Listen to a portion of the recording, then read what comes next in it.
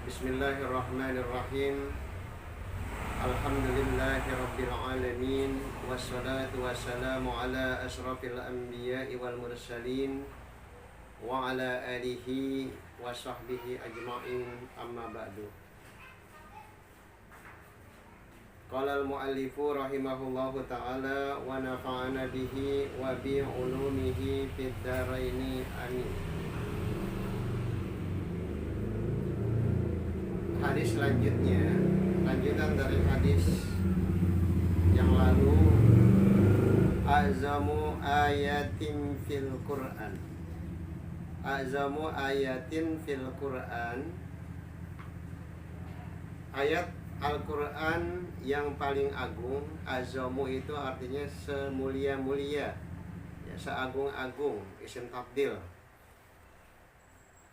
Ayat Al-Quran yang paling agung atau mulia dalam Al-Quran itu adalah ayatul kursi, adalah ayat kursi. Jadi yang paling mulia seagung-agung ayat Al-Quran adalah ayat kursi. Mana ayat kursi? Allahu la ilaha illa huwal hayyul qayyum la ta'khuzuhu sinatu wa la naum lahu ma fis samawati wa ma fil ard ila akhiril ayat. Kita biasa baca ayat kursi itu, ya, di dalam sholat dan di dalam keseharian, karena ayat kursi itu maunah dan manfaatnya sangat banyak sekali, ya. Bahkan ayat al-kursi, ya, bisa mengusir setan dan iblis, ya. Bukan kursi yang diperebutkan oleh anggota DPR atau DPRD, caleg-caleg giliran ngerebut kursi, cari kursi, minta suara ke rakyat, tetapi ketika kursinya dapat, lupa sama rakyatnya. Nah ini, ya, janji-janjinya PHP, ya, pemberi harapan palsu, janji palsu semuanya itu para caleg tuh, ya. Ya, tapi ada juga yang janjinya nggak palsu, ya. Itulah caleg yang betul-betul menepati janji. Wa a'dalu ayatin fil Qur'an, dan yang paling adil ayat di dalam Al-Qur'an itu ialah innallaha ya'muru bil adli wal ihsan. Adalah ayat sesungguhnya Allah memerintahkan agar kalian berlaku adil dan berbuat baik, ya. Itu ayat biasa dibaca nih setelah khatib selesai melaksanakan khutbah yang kedua. Innallaha ya'muru bil adli wal ihsan wa ita'i dzil qurba wa yanha 'anil fahsya'i wal munkari wal baghi ya'idukum la'allakum tadhakkarun fazkurullaha kadzikrikum fazkurullaha, ya, ila akhiril ayat. Jadi dibaca itu, ya. Wa akhwafu ayatin fil Qur'an, dan ayat yang paling menakutkan di dalam Al-Quran apa? فَمَنْ يَعْمَلْ مِثْقَالَ ذَرَّةٍ خَيْرًا يَرَهُ وَمَنْ يَعْمَلْ مِثْقَالَ ذَرَّةٍ شَرًّا يَرَهُ. Jadi ayat yang menakutkan, kata Rasul di dalam Al-Quran itu, barang siapa yang mengerjakan kebajikan seberat zarah pun, ya, amal kebajikannya niscaya, ya, dia akan melihatnya. Wa may ya'mal mithqala dzarratin syarran yarah, dan siapa yang sengaja mengerjakan, ya, sebesar zarah pun keburukan, niscaya Allah akan melihatnya, ya. Jadi wa may ya'mal mithqala dzarratin khairan yarah wa may ya'mal mithqala dzarratin syarran yarah. Wa arja ayatin fil Qur'an, dan ayat yang penuh dengan harapan dalam Al-Quran itu apa ayatnya? Ya ibadiyallazina asyrafu ala anfusihim la taqnatu min rahmatillah innallaha yaghfirudz dzunuba jami'a.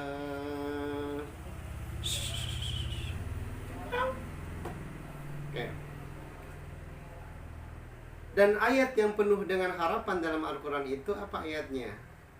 Wahai hamba-hambaku yang berlebih-lebihan, asrafu berlebihan ya, ala anfusihim terhadap dirinya, terhadap diri mereka. La taqnatu min rahmatillah, janganlah kalian putus asa dari rahmat Allah. Innallaha yaghfiru dzunuba jami'a, sesungguhnya Allah yaghfiru mengampuni az-dzunuba dosa-dosa jami'a semuanya ya, all. Jadi Allah mengampuni dosa manusia semuanya. Karena Allah memiliki sifat ya Ghafurur Rahim. Dosa sebesar buih di lautan, pasir di pantai, awan di udara, Allah akan ampuni dosa itu kecuali dosa syirik. Innallaha yaghfiru ayyushraka bih, innallaha la yaghfiru ayyushraka bih wa yaghfiru ma duna dzalik ya. Allah tidak akan mengampuni dosa syirik, dan Ia akan mengampuni dosa selain dosa syirik, menyekutukan Allah. Hadis selanjutnya, tadi hadis diriwayatkan rawahu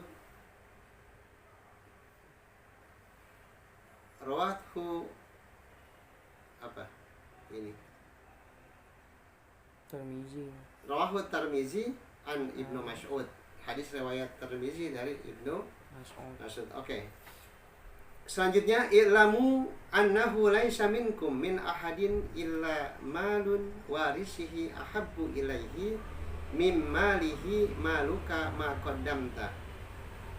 I'lamu, ketahuilah, annahu bahwa laisa tiada minkum seorang pun di antara kalian min ahadin illa kecuali atau melainkan harta ahli warisnya lebih dicintai ya, lebih dicintai mimmalihi dari hartanya sendiri. Harta bendamu adalah apa yang kamu dahulukan. Jadi warisan ya, dia lebih mencintai warisan dan dahulukan ya hartanya itu. Wa malu warisika ma akhirta, dan harta ahli waris adalah apa yang kamu akhirkan. Rawahun Nasa'i an Ibnu Mas'ud. Hadis riwayat Nasa'i dari Ibnu Mas'ud. Hadis selanjutnya, a'linu hazan nikah, umumkanlah pernikahan. Jadi kalau nikah harus diumumkan, jangan diam-diam. Nikah sirri ya, diam-diam enggak kurang baik ya kan. Makanya nikah harus dikasih tahu, diundang tetangga, diundang saudara ya, selamatan, hajatan, kalau perlu ya, undang makan-makan. Waj'aluhu fil masjid, laksanakan sunnahnya di dalam masjid. Nikah di masjid itu sunnah. Wadribu biddufu, dan pukullah rebana untuk meramaikannya. Artinya ada resepsi pernikahan. Resepsi pernikahan yang dibolehkan itu adalah dengan apa? Dengan mengundang ya tamu-tamu, kita undang makan. Tapi yang lebih utama adalah mengundang anak-anak ya yatim untuk melangsungkan atau memberikan selamat kepada si kedua mempelai. Itu di dalamnya ada keberkahan ya, ada rahmat dari Allah, karena selain berbahagia, kita membahagiakan anak-anak ya yatim. Ini jarang dilakukan oleh orang-orang kita.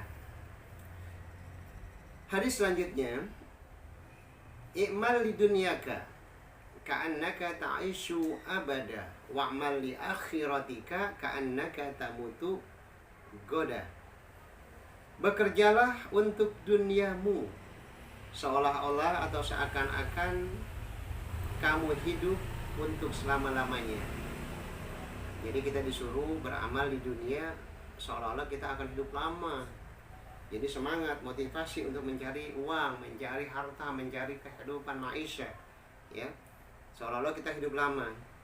Wa'mal li akhiratika, beramallah, bekerjalah untuk akhiratmu.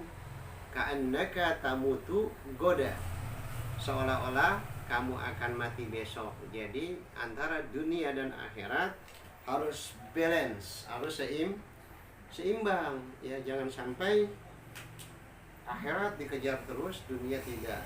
Dunia dikejar terus, akhiratnya sama sekali kosong. Ini yang salah kaprah. Rawahu Ibnu Asyakir, hadis riwayat dari Ibnu Asyakir. Hadis selanjutnya, Igtanim khamsan qabla khamsin. Manfaatkan 5 perkara sebelum datang yang 5. Hayataka qabla mautika.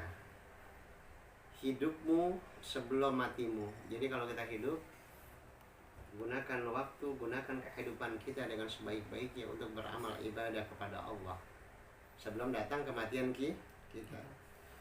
Wasihataka qabla sakomik. Sehatmu sebelum datang sakitmu. Jadi ketika sehat, manfaatkan kesehatan itu dengan ibadah kepada Allah. Ketika datang sakit, susah kita ibadah. Wa faragoka qabla sublik. Masa senggangmu sebelum datang masa sibukmu. Gunakan kesenggangan itu untuk beribadah kepada Allah sebelum nanti kita sibuk bekerja, sibuk usaha, ya sibuk hal-hal yang menyibukkan diri tanpa kepentingan akhirat. Maka gunakan waktu senggang. Wasyababaka qabla harami.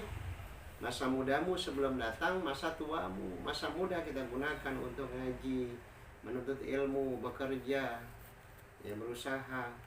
Ketika datang masa tua, kita enak, nggak capek cari duit.